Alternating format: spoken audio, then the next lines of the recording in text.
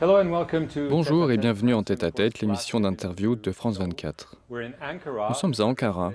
Notre invité est le ministre turc des Affaires étrangères, Hakan Fidan. Merci, Monsieur le ministre, d'avoir accepté notre invitation. J'aimerais d'abord évoquer la Syrie, voisine de la Turquie. Ce vendredi, une délégation américaine de haut niveau a rencontré les nouveaux maîtres de la Syrie à Damas, Hayat Tahrir al-Sham ou HTC. Et ce, malgré le fait qu'elle fait partie de la liste des organisations terroristes de l'ONU, de l'Union européenne, de la Turquie. Quelle est l'importance de cette visite? Pour moi, c'est une visite très importante. Avant cette visite, nous avons vu d'autres pays européens et des organisations internationales se rendre à Damas pour s'entretenir avec l'administration. Je pense que c'est important. Donc, vous comptez faire le déplacement et rencontrer le chef d'HTC à Damas? Absolument. Oui, j'ai l'intention de m'y rendre pour rencontrer la nouvelle administration.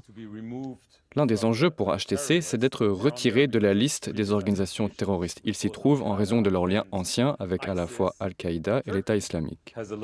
La Turquie a une liste d'organisations terroristes, ils sont dessus. Pourquoi ne pas les en retirer? Vous pouvez le faire de manière autonome, sans attendre l'ONU ou l'Union européenne. Oui, absolument. Ils figurent sur cette liste en raison d'une décision de l'ONU. Nous respectons la décision du Conseil de sécurité des Nations Unies. Nous sommes à présent dans une situation où les aspects pratiques et juridiques se contredisent. En pratique, HTC ne sont pas impliqués dans des activités de terrorisme depuis 10 ans. C'est bien documenté, non seulement par nous, mais par d'autres agences de renseignement. Vous avez eu des contacts avec HTC, en l'occurrence Ahmed Al-Shara, lorsque vous étiez chef des services de renseignement.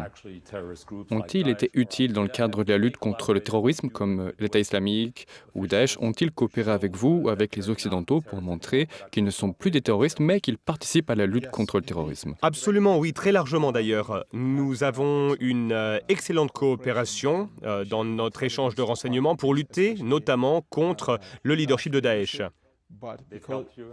Ils vous ont aidé? Oui, ils nous aident beaucoup, mais en raison de certaines sensibilités, nous avons préféré ne pas en parler à l'époque. Mais depuis plusieurs années, ils coopèrent avec nous, ils nous fournissent des renseignements sur des organisations affiliées à Daesh et Al-Qaïda. Même pour des cibles prioritaires comme Al-Baghdadi? Oui, même sur ces cibles prioritaires. Il y a un enjeu concret, celui des réfugiés syriens, plus de 3 millions en Turquie. Vont-ils rentrer? Leur dites-vous de rentrer chez eux? Nous faisons tout ce qui est en notre pouvoir pour créer un environnement en Syrie où les réfugiés en Turquie et dans d'autres pays puissent se sentir suffisamment en sécurité pour rentrer chez eux volontairement. Le retour ne peut être imposé, nous n'allons pas les forcer à partir. Ils ont commencé à rentrer, donc. Oui, mais les premiers chiffres montrent qu'ils ne sont pas nombreux. Toutefois, nous pensons que dans les jours à venir, le nombre de personnes qui vont rentrer en Syrie va augmenter.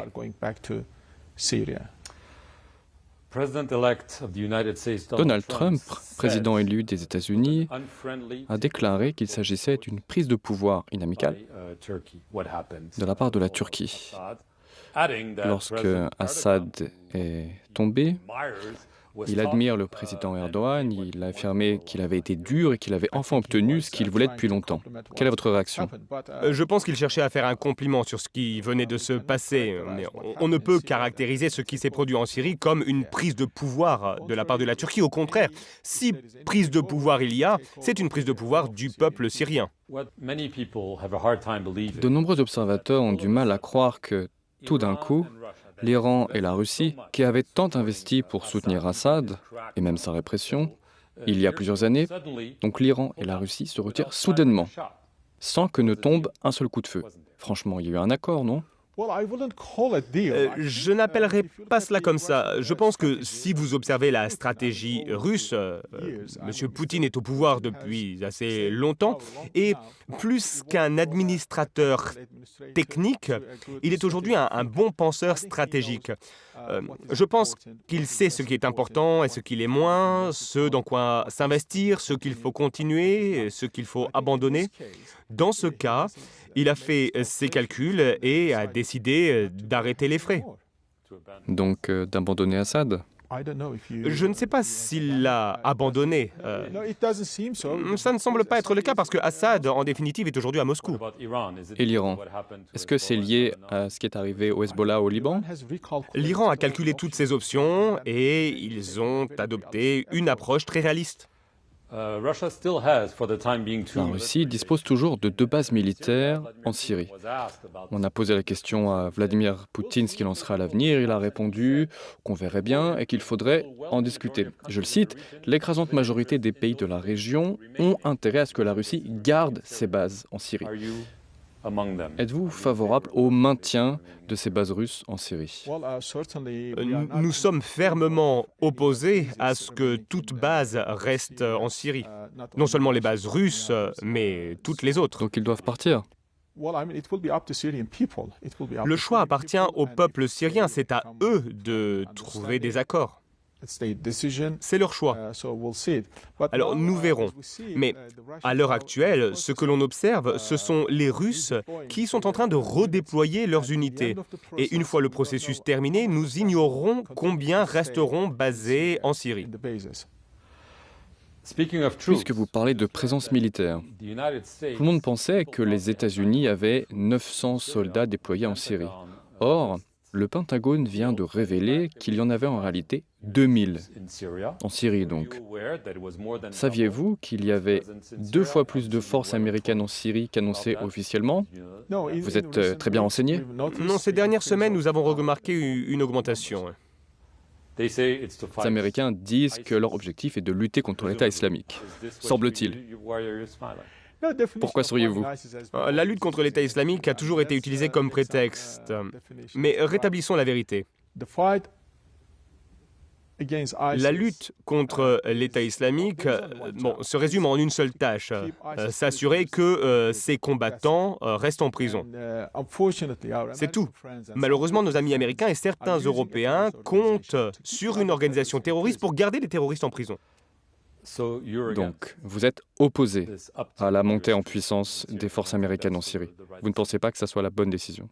Je ne pense pas que ce soit la bonne décision. Je pense que nous devons trouver un arrangement avec les États-Unis pour que les prisonniers de l'État islamique soient correctement gardés, pour lutter contre le PKK-YPG et pour garantir également les droits fondamentaux et la sécurité des Kurdes, des Arabes et des Turcs. On entend beaucoup parler d'une offensive de l'armée turque contre les forces démocratiques syriennes, dites SDF. Ils sont constitués, entre autres, par les YPG, les unités de protection du peuple, qui, selon les Turcs, appartiennent au PKK. Une opération militaire est-elle en préparation? Vous savez, les YPG sont une organisation terroriste artificiellement constituée, avec des personnes qui viennent de Turquie, d'autres qui viennent d'Irak, de Syrie et même de certains pays européens. Cette organisation terroriste artificielle devrait être immédiatement détruite. Et il y a aujourd'hui une nouvelle administration en Syrie. Je pense qu'ils doivent s'occuper de cette affaire. Il en va de l'unité, de l'intégrité territoriale et de la souveraineté de la Syrie. Alors cela doit être fait. Donc vous comptez sur eux pour lever ces difficultés au lieu de vous impliquer directement? C'est une des options. C'est la solution que nous privilégions. C'est l'option que vous privilégiez? Oui, mais dans le cas contraire, nous devons de garantir la sécurité nationale de notre pays. Donc une intervention militaire est possible? Toutes les options sont sur la table. Le chef des forces démocratiques syriennes a proposé la mise en place d'une zone démilitarisée autour de la ville de Kobané. Il a également déclaré qu'il était prêt à trouver une solution négociée avec la Turquie. Pourquoi pas? Ils doivent déjà négocier une solution avec Damas, parce qu'il y a maintenant une nouvelle administration à Damas. Les YPG et le PKK n'ont plus le soutien de la Russie, de l'Iran et du régime. Ces trois acteurs... Mais ils sont soutenus par les Américains.